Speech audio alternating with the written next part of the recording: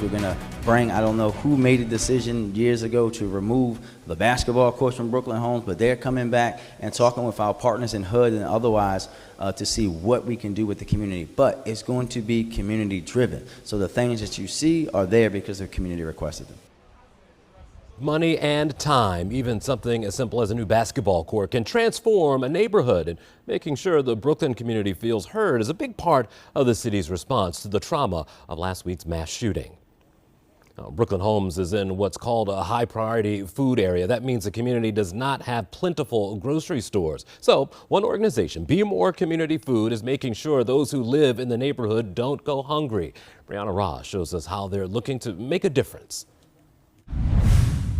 You can see how there's I don't know how many pallets, but there's a lot of them. When J.C. Falk walks around this warehouse filled with food, he sees thousands of opportunities to make an impact. There's nothing that has more of an immediate effect than food.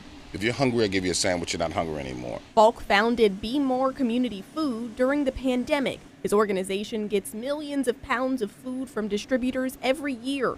Then they bring it to Baltimore's food deserts, predominantly black and brown communities where people struggle with hunger. The intent is to change the hunger landscape in the city. When Falk heard the news of the Brooklyn mass shooting early Sunday morning, he saw another opportunity to help. The first thing I thought was we can't do anything else right now. Let's get them some food. Falk and the Be More Community Food team took between 13 and 15,000 pounds of food to Brooklyn this week. They handed out all of it, but they say their efforts will not stop there. I had never been to Brooklyn. I didn't know what it was like over there. And like I said, it's just a sad place, because you can see in people's faces that they don't have the things that they need.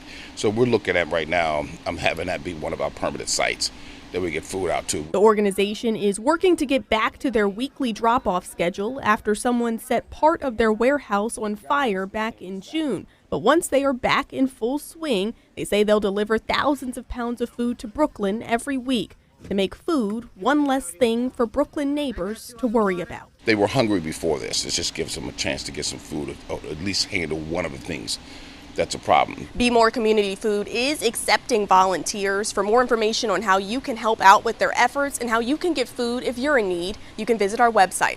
I'm Brianna Ross, WBAL TV 11 News. Brianna, thank you. And just a reminder, Metro Crime Stoppers still offering a $28,000 reward for any information leading to an arrest in the Brooklyn Homes mass shooting. If you have any information on what may have happened there, call 1-866-7-LOCK-UP.